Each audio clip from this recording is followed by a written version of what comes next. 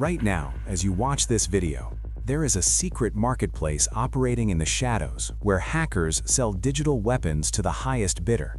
We are talking about governments, terrorists, and criminal organizations paying up to $20 million for a single piece of code.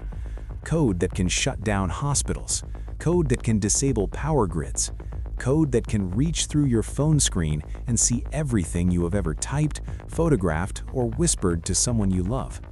And the scariest part is that you have absolutely no way to protect yourself from it. I need to confess something. For years, I was the person who would hit that "Remind Me Later" button on software updates, over and over again, until eventually my computer just gave up asking and forced the update anyway.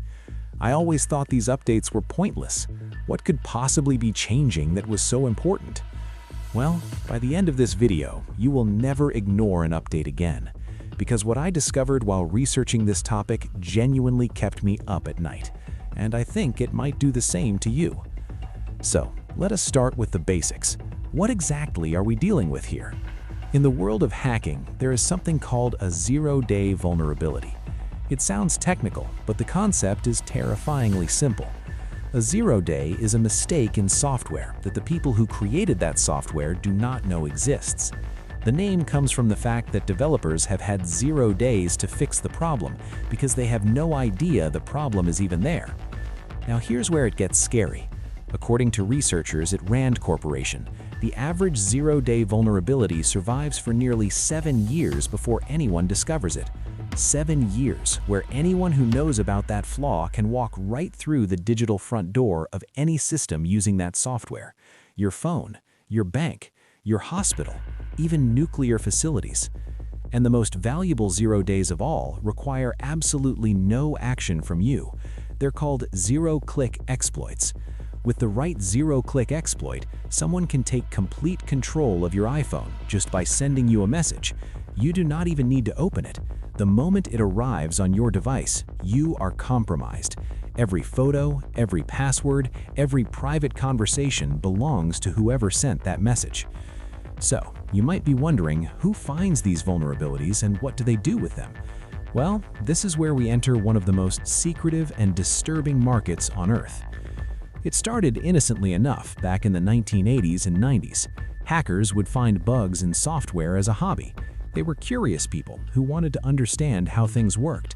When they found a mistake in someone's code, many of them tried to do the right thing. They would contact companies like Microsoft and tell them about the flaw so it could be fixed.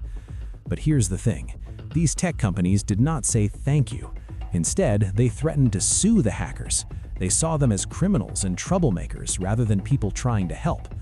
Microsoft even compared some of these hackers to terrorists. This created enormous resentment.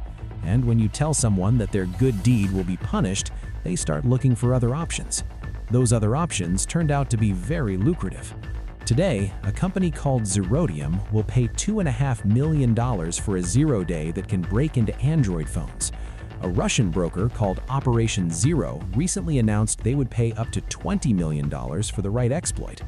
Meanwhile, Apple's maximum bug bounty for reporting the same vulnerability directly to them is just $2 million. For years, these 0-day exploits were mostly used for spying. Governments would buy them to peek into enemy communications and gather intelligence. But in 2010, everything changed with something called Stuxnet. Stuxnet was a computer worm jointly created by the United States and Israel. Its target was Iran's nuclear program. What made Stuxnet special was that it used not one, not two, but 4 different 0-day vulnerabilities chained together. This was an extraordinary expenditure of resources, because once you use a 0-day, it eventually gets discovered and patched. The worms spread through infected USB drives. Once inside Iran's nuclear facility at Natanz, it burrowed deep into their systems until it found its target, the machines spinning uranium at high speeds to enrich it for weapons. Then Stuxnet did something brilliant and terrifying.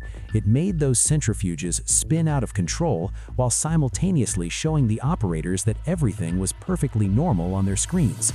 It was like a heist movie where the criminals looped the security camera footage. By the time the Iranians figured out what was happening, roughly 1,000 centrifuges had been destroyed.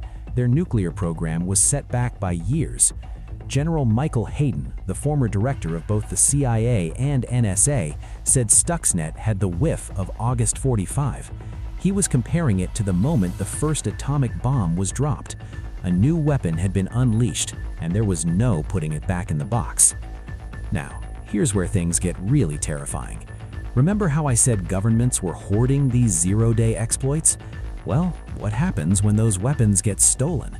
In April 2017, a mysterious group called the Shadow Brokers released a collection of NSA hacking tools onto the internet. Among them was something called Eternal Blue, one of the most powerful exploits the NSA had ever developed. They had allegedly spent nearly a year finding this vulnerability. 1 month later, the WannaCry ransomware attack hit. Using Eternal Blue, it spread across 200,000 computers in 150 countries within hours. In the UK, hospitals were crippled, surgeries were cancelled, patients were turned away.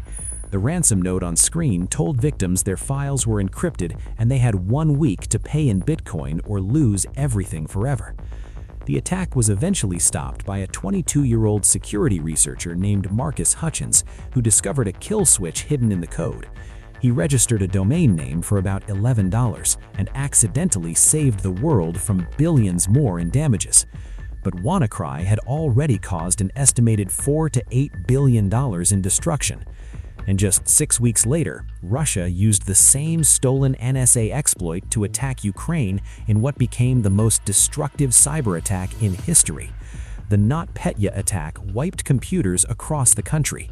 People couldn't buy groceries, couldn't access their money, couldn't even monitor radiation levels at Chernobyl. The total damage exceeded $10 billion. Shipping giant Maersk lost $300 million. Pharmaceutical company Merck lost $870 million. So, you might think, surely we have learned our lesson by now. Surely governments and companies are taking this seriously. But in 2024, researchers discovered that Chinese hackers had been sitting inside American telecommunications companies for over a year. They had access to the systems that the FBI and NSA use for wiretapping. They could read the communications of American officials, including people working on the 2024 presidential campaigns. And the threat is only growing.